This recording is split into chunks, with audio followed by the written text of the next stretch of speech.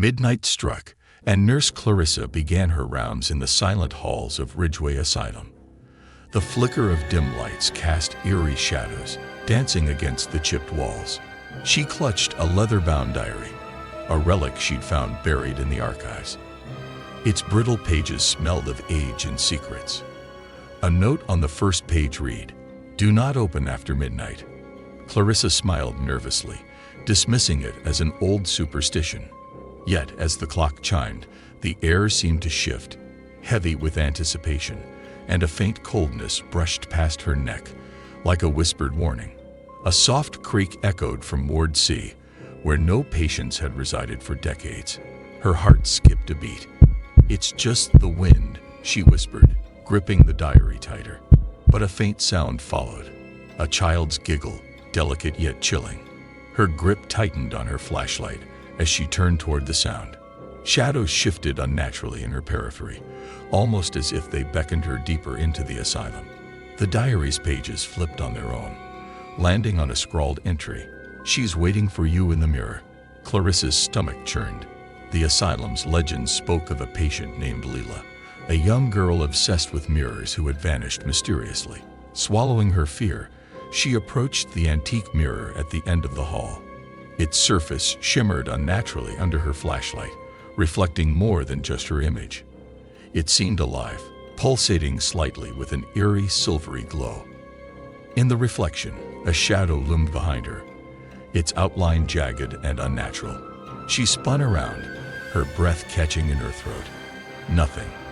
But the mirror's surface rippled, and Leela's voice whispered, "Help me.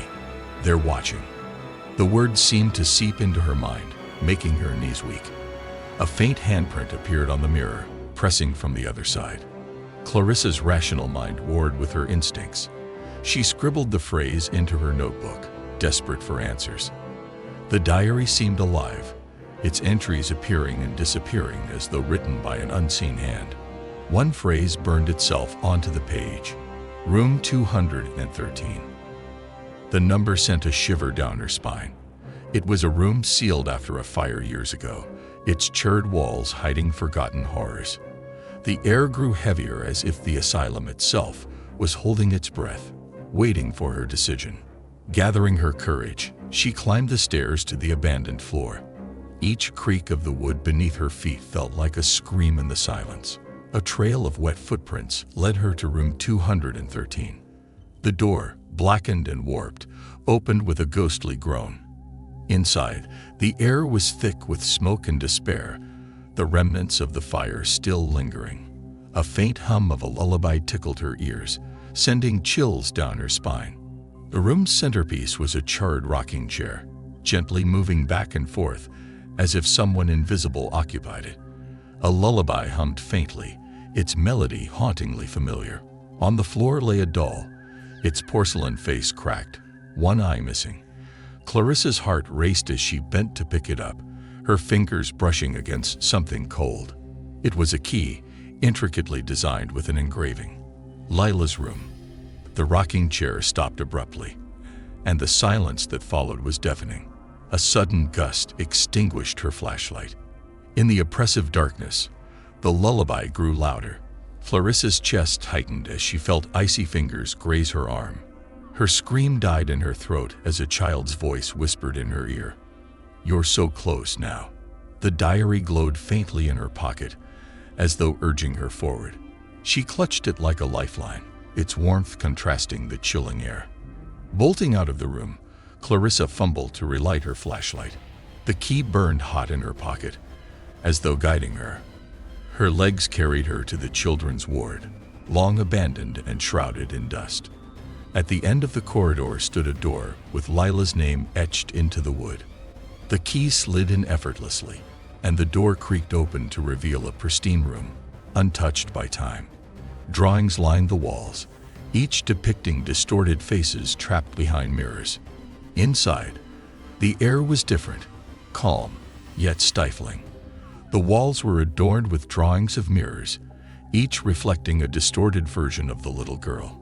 On the bed sat Leela, her pale face illuminated by an otherworldly glow. She looked at Clarissa with sorrowful eyes and said, They trapped me here. You can set me free." Her voice trembled, and tears glistened in her eyes, making the plea heartbreakingly genuine.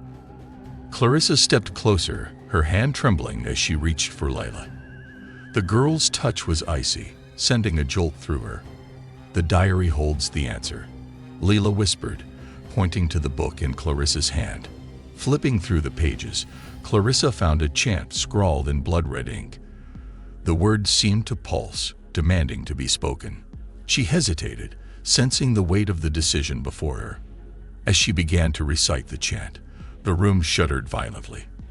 The mirrors cracked, releasing wisps of shadowy figures that screamed as they dissolved. Lila's form flickered, her expression a mixture of relief and sadness. "Thank you," she murmured before fading into the light. The room grew silent, and Clarissa's chest heaved with exhaustion. The diary's final entry appeared before her eyes. One soul freed, but the price must be paid. The room darkened, and a new reflection appeared in the shattered mirror. It was Clarissa's face, but her eyes glowed with an unnatural light.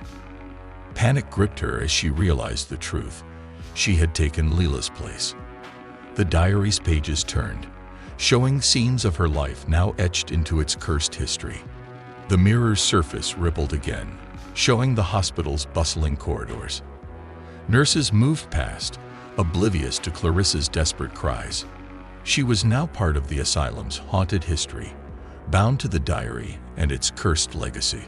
Her reflection stood watching, a silent guardian of Ridgeway's dark secrets. Years later, a new night nurse discovered the diary tucked away in the archives. She opened it, curious about its contents. The first page bore a fresh warning: "Do not open after midnight."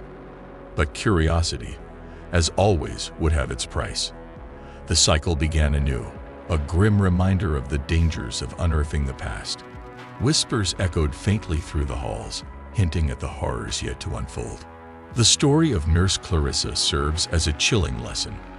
Some secrets are meant to remain buried, and curiosity can lead to unimaginable consequences. In the dim halls of Ridgeway Asylum, whispers of her fate linger, warning others to tread carefully. Her sacrifice remains a grim testament to the cost of uncovering forbidden truths.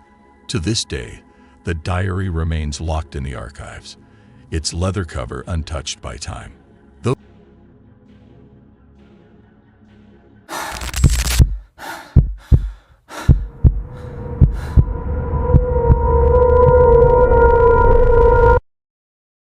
In the dimly lit corridors of Street Grace's hospital, Nurse Evelyn was the night's guardian. With every step, her heels echoed secrets of the past. She'd worked here for decades, but tonight, the air felt heavier. The hospital, usually humming with a serene rhythm, seemed to hold its breath. A cold draft swept through the ward, causing the curtains to flutter ominously. She heard a faint whisper that seemed to call her name. "Evelyn." The voice was soft yet chilling, as though carried from a distant memory. She paused, clutching the nurse's station counter. Her pulse raced, her mind replaying the voice.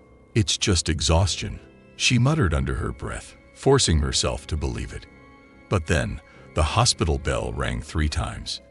Ding, ding, ding. The sound echoed through the halls, unnatural and unscheduled. Her breath hitched as she realized it came from the East Wing, a place no one visited after hours.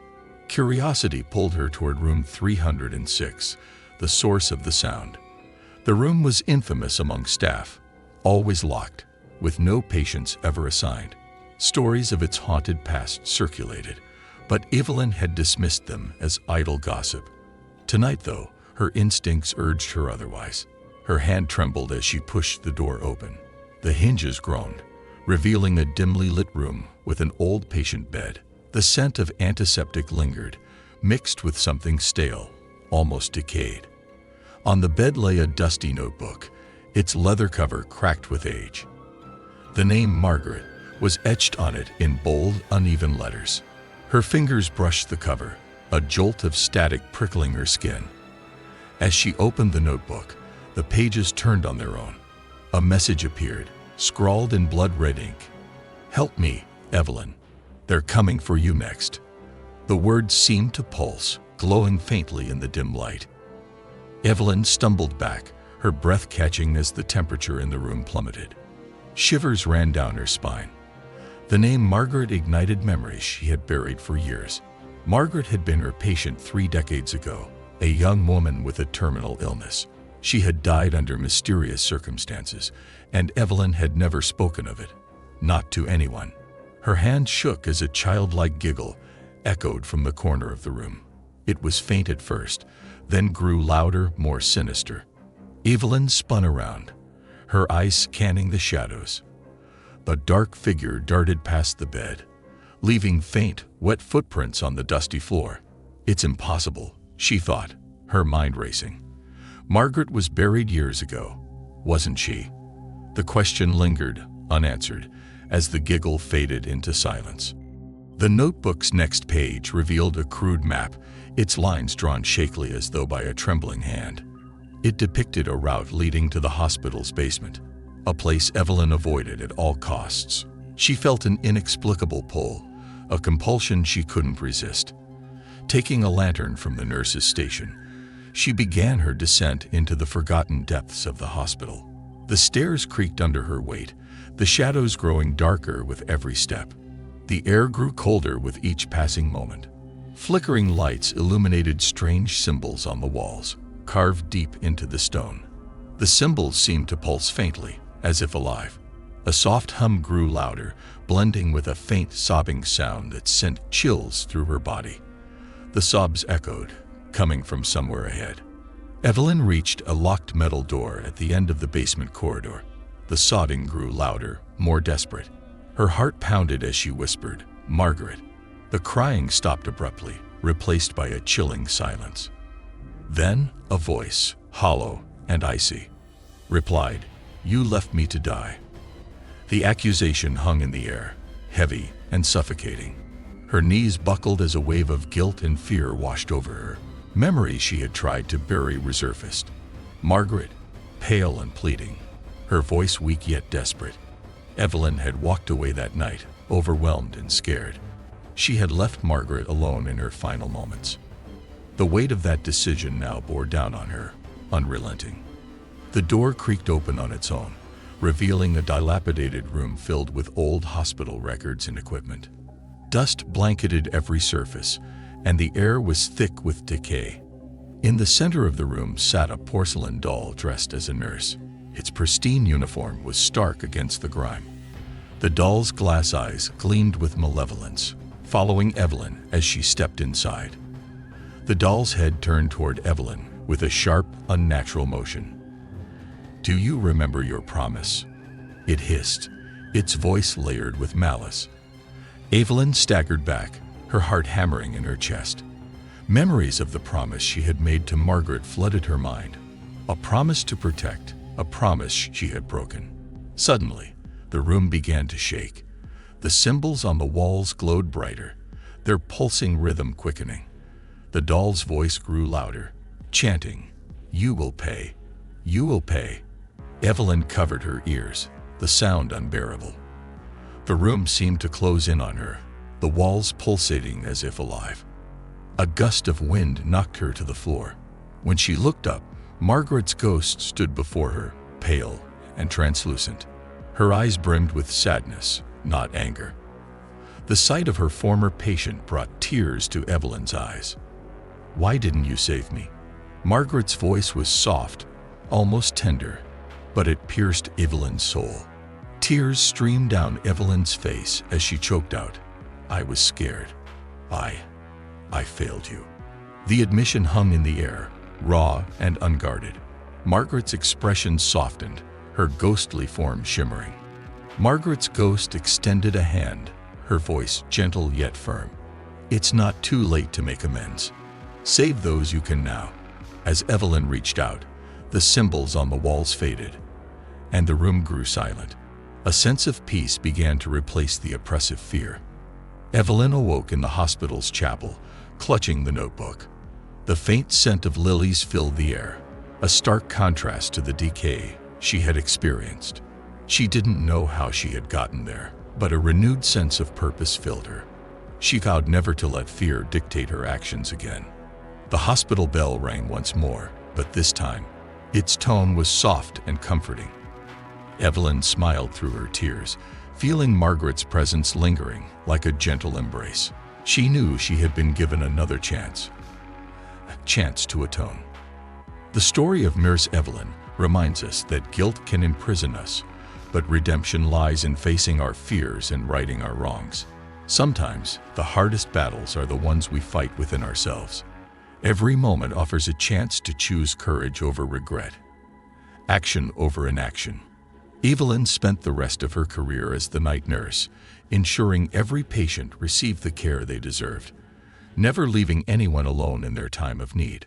Her legacy lives on in the halls of street graces, a testament to the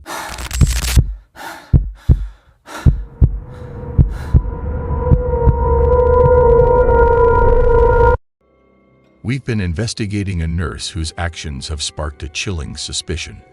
She may have been switching newborns in the hospital for decades. On the surface, she seems like a gentle soul, devoted to her work even in her 70s. She's one of those old-timers who refuses to retire, claiming her presence is vital to the hospital's heartbeat. Her hands have cradled countless infants, including me, when my own parents brought me into this world. But recently, whispers have turned into allegations. Several hospital workers, people I trust deeply, have come forward, claiming to have seen her exchanging babies right after birth. Their accounts are eerily consistent, yet unbelievable. Could this beloved matron, who has witnessed the birth of entire generations, be hiding something so sinister? At first, I refused to believe it. How could someone so integral to the hospital's history betray the very family she served? And yet, the reports couldn't be ignored. Late at night, I began reviewing her files, her shifts, even cross-referencing them with records of families whose lives she touched. The patterns were unsettling. Parents haven't noticed anything amiss, or perhaps they've chosen not to, blissfully unaware of the potential nightmare. Yet, the hospital workers' fear is palpable. They've seen her lingering too long in the nursery, cradling a baby with an expression they couldn't quite place. Not love, but something darker, something possessive. Her tenure here spans decades, and her name has become synonymous with comfort and care. To uncover the truth now feels like ripping apart the very fabric of this institution. If the accusations are true, it won't just end her career. It will unravel the lives of countless families. But here's the most unsettling thought. If she has been doing this for years, how many lives has she quietly swapped, weaving chaos into generations, while the rest of us slept peacefully, oblivious? And why? What drives a person to such a horrifying act? There's something about her presence now, something I never noticed before. Her gaze lingers too long, her smile feels rehearsed, and her footsteps echo with an eerie purpose. It's as if she knows we're watching. And the most terrifying part, deep down, I can't shake the feeling that I might already know the truth. I watch her shuffle through the hospital corridors, her presence a haunting fixture that seems to blend seamlessly into the sterile walls and fluorescent lighting. She has been here longer than most of the staff have been alive, a relic of a bygone era. I can't fathom why she still works here. Surely, at her age, she doesn't need the money. Maybe she's addicted to the power her role affords her, or perhaps she simply enjoys it.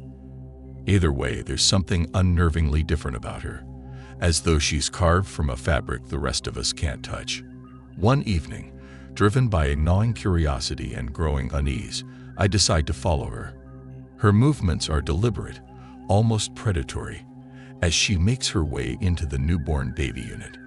I hide behind a partially closed door, my breath caught in my throat as I witness what feels like a scene torn from a nightmare. She's cradling a newborn, rocking the child with practiced ease.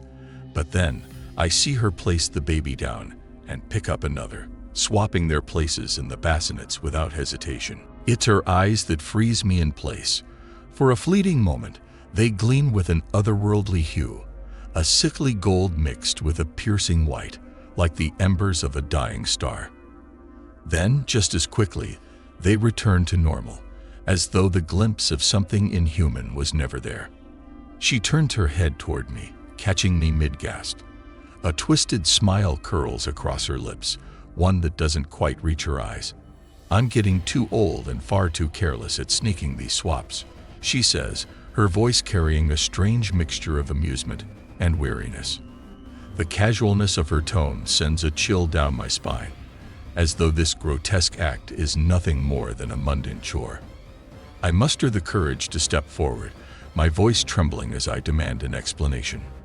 "What are you doing? Why would you?" She cuts me off with a wave of her hand, her expression shifting to one of condescending pity.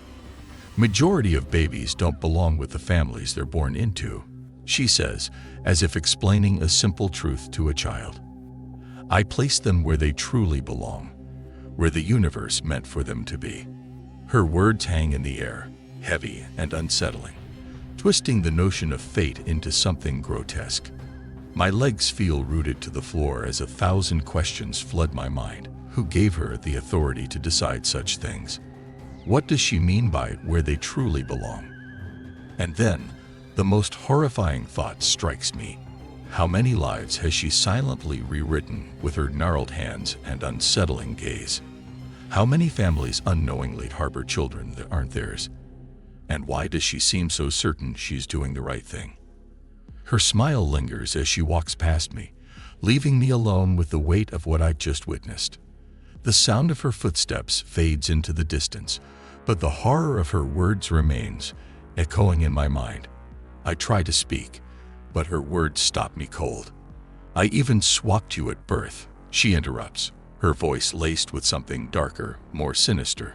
"If you had gone home with the family you were born into, you would have turned out very bad." Her eyes shift again. Those eyes, now swirling with an unnatural mix of gold and white, like something otherworldly clawing its way to the surface. The sight is hypnotic, almost suffocating, and it takes everything within me to force myself to look away. "I can see possibilities," she continues, her voice chillingly calm. "I can see what each new life would be like with different families. You see, because of me, I have secretly saved so many lives. I've turned this town into a functional place, a place where it can thrive, where it should thrive." Her smile widens, predatory, as though she's convinced of her own righteousness. The weight of her words settles over me like a thick fog, suffocating all logic and reason. I want to run. I want to scream. But I hold my ground, the realization sinking in. Her control, her manipulation, her twisted sense of fate, all of it has been her doing. She isn't just a nurse. She's been playing God with every child born in this town. I waste no time. My hands shake as I pull out my phone and call security. I explain everything, though I can barely wrap my mind around it myself. She's escorted off the premises, but her eyes, those eyes, linger in my mind long after she's gone. She's fired. Her career ended in an instant, but I know that her work, her influence, doesn't simply disappear. What has she truly done? And what happens to the lives she's meddled with? The families that don't even know their child isn't theirs. I stand in the empty hallway long after the commotion has died down, my heart pounding in my chest. The hospital feels colder now, its sterile walls somehow more suffocating. The thought of what she has done, the power she's wielded for so long, haunts me. And deep down, I wonder, how many other lives are still in her grasp? How many more babies have been stolen and replaced, lost to a system that thinks it knows better? The town may be functional now, but at what cost? And will I ever truly know the truth about my own life, who I was meant to be, and who I truly belong with? As the silence settles around me, I realize I'm not sure if I should be relieved or terrified. If you enjoyed this terrifying tale, don't forget to hit that subscribe button and turn on notifications so you never miss a chilling story. Your support helps us create even more thrilling content, and we're so grateful to have you with us on this terrifying journey. Thanks for watching, and remember, once you subscribe, the nightmare never ends.